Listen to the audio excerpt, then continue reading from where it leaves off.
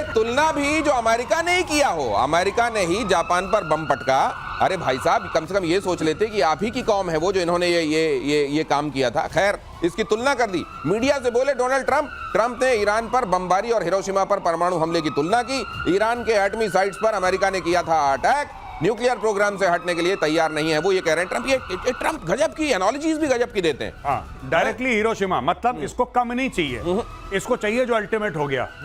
और आज की तारीख में मैं शुरू से कह रहा हूं, मतलब कल परसों जब से सीज फायर हुआ है ना, तब से मैं यही बात कह रहा हूं, इनको वापस आना पड़ेगा, इनकी मजबूरी है।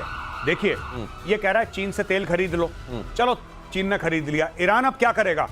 अगले एक हफ्ते में ईरान चाइना को और डिस्काउंट देगा, कह रहा और तेल उठाओ, उठाना है जितना उठाओ।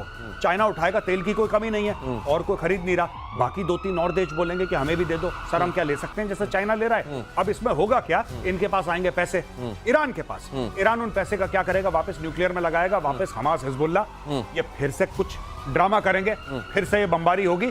This circle will repeat itself. ये कहीं नहीं जा रहा है, यहीं पे रहेगा ये। ओ, तो ये एक विशियस सर्किल है, ये एक दुष्चक्र है, और ये दुष्चक्र आपको फिर से घटित होता हुआ दिखाएगा। नेटो देश पर हमला कर सकता है रूस। अगली खबर देखिए, यूरोपीय देशों पर दाग सकता है मिसाइलें। बाल्टिक पर हमले से हो सकती है शुरुआत। एस्टोनिया पर या लातविया पर हमले की आशंका। उधर रूस जो है थोड़े थोड़े दिनों में बाल्टिक देशों को मतलब छींकता रहता है। कहते हैं उसकी छींक से ही उधर बाल्टिक देश जो है हिल जाते हैं। तो कुछ दिनों में अगर इनको छींक ना आए तो गुल सूंघ कर छींक ले आते हैं। वो देश वाकई पवे पवे ऐसे हैं बेचारे। ये बात उनके लिए सिमट बैठती है, और इसने छींकना शुरू किया तो गड़बड़ होगी। तो अभी क्या होता है? ये जो एस्टोनिया, लातविया, लिथुआनिया है सर, ये मुझको लगता है इनका होना जो एक है विश्व राजनीति में, इसलिए भी है कि रूस छींक मारेगा और ये हिला करेंगे। ये हिला करेंगे, ये शायद देखने के लिए, घूमने के लिए बड़ी अच्छी जगह है। वैसे तो अच्छी है, बहुत अच्छी जगह है। तो अब रूस का ये है कि इन्होंने कहा हम शामिल होंगे, हम नाटो के बनेंगे, तो नाटो के मेंबर बनने। अब उसने कहा तुम नाटो के मेंबर बने हो, तुम मेरे निशाने पे हो, क्योंकि इनको मारेगा, ये आएंगे, ठीक है, ये आए तो अब उसको मौका मिलेगा। लेकिन अभी उसने क्या फंसा दिया है? उसने पेच फंसा दिया। क्या? ट्रंप को फंसा दिया उधर। ट्रंप ने इसको बोल दिया यूक्रेन को कि तेरे पास कार्ड नहीं है, राइट, और नाटो को बोल दिया कि मैं पैसे नहीं दूंगा, और अपने बजट बढ़ाओ।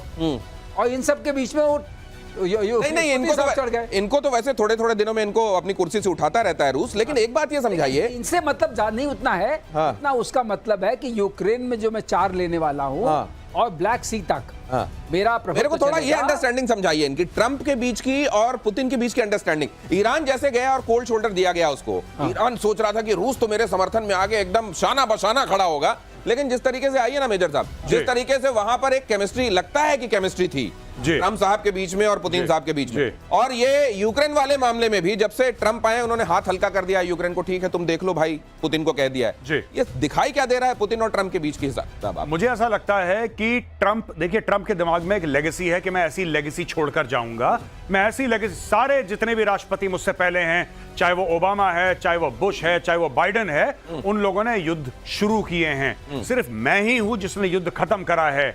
आई एम द पीस प्रेसिडेंट, मैं एक पीस प्रेसिडेंट हूं, और आप मुझे नोबेल प्राइज दीजिए क्योंकि लड़ाइयां मैंने बंद कर। इसीलिए बहुत जल्दी से 2 मिनट पहले, काम हो ना हो सीज फायर, ये खुद ही का सीज फायर लो, ये प्रेशर डाला था मैंने, ऑपरेशन सिंदूर का करवा दिया सीज फायर।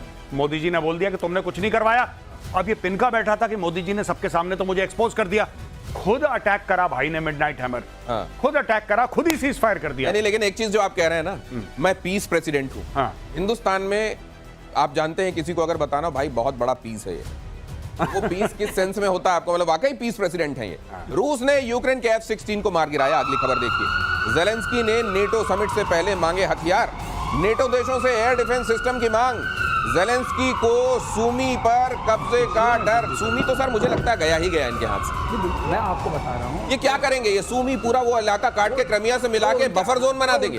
ड्राइपर वाली रिवर है, जो रिवर उस रिवर के अक्रॉस ये इस तरफ कहते हैं हमारा है, उसके बाद तुम जाओ। और एक बात और है, उसमें Russian dominance, Russian speaking people बहुत ज्यादा नंबर में। और एक बात और की थी जो यूक्रेन में हुई थी, उन्होंने कहा रशियन लैंग्वेज को हम नहीं सेकंड। लेकिन एक बार प्लेबिसाइट हो चुका है वहां, और यूक्रेन कहता है, प्लेबिसाइट बता रहा है कि लोग तो हमारी तरफ वाले हैं। ये प्लेबिसाइट वाली बात कौन, यूक्रेन बता रहा है ना?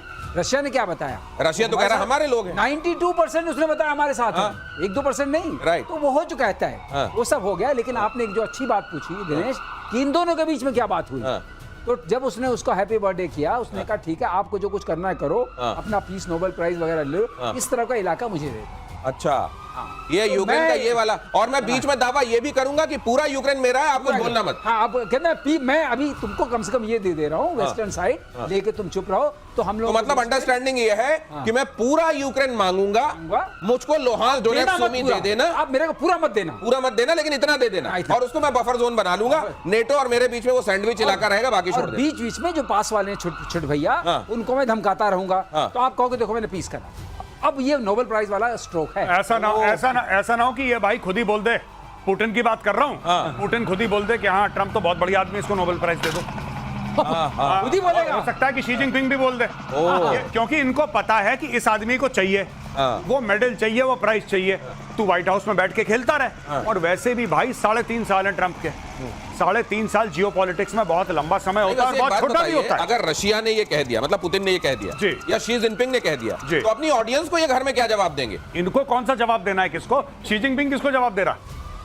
वहां पे लेकिन कई मसलों में बड़े मुद्दे उठ जाते हैं। देखिए ये सब नहीं, वहां पे जो मुद्दे रहते हैं, चाइना के मुद्दे चाइना के अंदर ही रहते हैं, चाइना के मुद्दे बाहर नहीं आते। और ये दोनों के दोनों, I mean even president Putin is a strong man. President Putin से कौन सवाल पूछ रहा है? एक ने सवाल पूछा था, उसको साइबेरिया में जेल में डाला, वहीं पे मरमुरा गया वो। एक और वहां की जनता ये कह रही थी ना कि आपने पाकिस्तान को इतने हथियार क्यों दे दिए, टैक्स पेयर्स मनी है, आप कैसे दे देते हैं? अरे ये सवाल तो ऐसे ही आया था, ये ऐसे ही आया था। हाँ, लोग मन बहलाने। अच्छा, ये पाकिस्तान को जब बताना होगा कि जितना एहसान करते हैं देखो तुम्हारे ऊपर, देखो हमारे यहाँ जनता क्या दबाव डालती है, तभी लेकिन फिर भी हमने तुमको दिया ये एहसान की टोकरी लादने के लिए। और आतंक के पालने वालों को बख्शा नहीं जाएगा। एससीओ की बैठक में अजीत डोभाल का बड़ा बयान। डोभाल ने कहा आतंकवाद पर कोई डबल स्टैंडर्ड नहीं चलेगा। उन्होंने कहा आतंकवादियों को फंडिंग करने वालों का हिसाब होना चाहिए। मतलब ये डोभाल भी अब भी ये कह रहे हैं कि गुड टेररिज्म और बैड टेररिज्म समझने वाले अब भी दुनिया में लोग हैं। लश्कर आतंकी फैजल नदीम का बड़ा कबूलनामा, पाकिस्तानी आर्मी से लश्कर के रिश्तों को जायज ठहराया। सारी जमातें सहूलियत उठाती रहती हैं। आतंकी नदीम ने कहा एस्टेब्लिशमेंट के साथ हमारा राब्ता रहता है। वो मैं तो कह रहा हूँ लश्कर तैयबा एक पाकिस्तानी आर्मी की रेजिमेंट है, बस उसको डिक्लेयर नहीं करा है। ये जो भी बैट है, बॉर्डर एक्शन टीम है, बॉर्डर एक्शन टीम में जब एसएसजी के कमांडो होते हैं, उनके साथ लश्कर और जैश के आतंकवादी होते हैं। ये साथ ट्रेनिंग करते हैं, ये साथ बैठ के खाना खाते हैं, इनको सेम सोर्स से फंडिंग होती है, एक को तनख्वाह आती है, एक को फंडिंग मिलती है। लश्कर तैयबा जैश ए मोहम्मद, जो ऑपरेशन सिंदूर में हमने इनके एयर बेसिस पे मारा, मिलिट्री टारगेट्स को टारगेट करा हमने, मिलिट्री एरियाज को बिल्कुल ठीक करा, क्योंकि इनमें कोई फर्क नहीं है। Even Pakistani army is the biggest terror organisation in the world. ये ठीक करा। और वो भी ये जाते हैं, इनके जनरल जाते हैं उनके पासिंग आउट परेड में, जो टेररिस्ट पास आउट करते हैं। सर, पाकिस्तान के फ्लैग में उनकी उसको लपेटा जाता है, वर्दी में जाकर सलामी दी जाती है। पीछे कोर कमांडर पंजाब खड़ा हुआ है वहां पे। कोर कमांडर पंजाब खड़ा हुआ है, ऐसे दुआएं मांग, मुझे लगा उसका फूफा मर गया वहां पे। नहीं, ये तो जैश ए मोहम्मद का है, ये तो अलग आदमी है। नहीं, लेकिन मैं ये समझना चाहता हूँ असीम मलिक की वहां पर मौजूदगी, मतलब वो भाई वहां पर आईएसआई का चीफ भी है और राष्ट्रीय सुरक्षा सलाहकार भी है, वो वहां मौजूद था। उसकी मौजूदगी में डोभाल साहब ने ये सुनाया है। करेक्ट। ये इसके मायने समझाइए मार्शल श्रीवास्तव। इसके मायने साफ हैं कि हम अपने पॉज से हटे नहीं हैं। अगर आपके मन में कोई गलतफहमी आ गई कि इतने उसके युद्ध के बाद हम उससे हट गए हैं क्योंकि वक्त बीत गया है, हमने ऑफ सिंदूर को पॉज ही किया है, ये जारी है। इंपॉर्टेंट आ रही है सर। अभिनंदन को पकड़ने का दावा करने वाला मारा गया, पाकिस्तानी मेजर को तालिबान ने मार गिराया। वजीरिस्तान में तहरीके तालिबान पाकिस्तान के साथ मुठभेड़ में शिकार 2019 में पहली बार चर्चा में आया था मोइज अब्बास।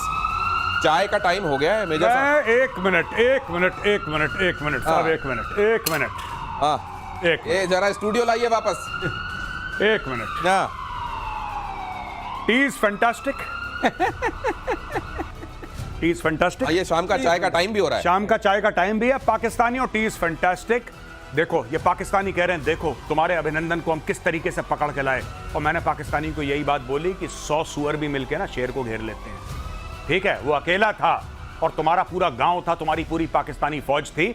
आज ये हीरो बन रहा है, ये पाकिस्तानी मेजर, इसको ठोक दिया, निपटा दिया।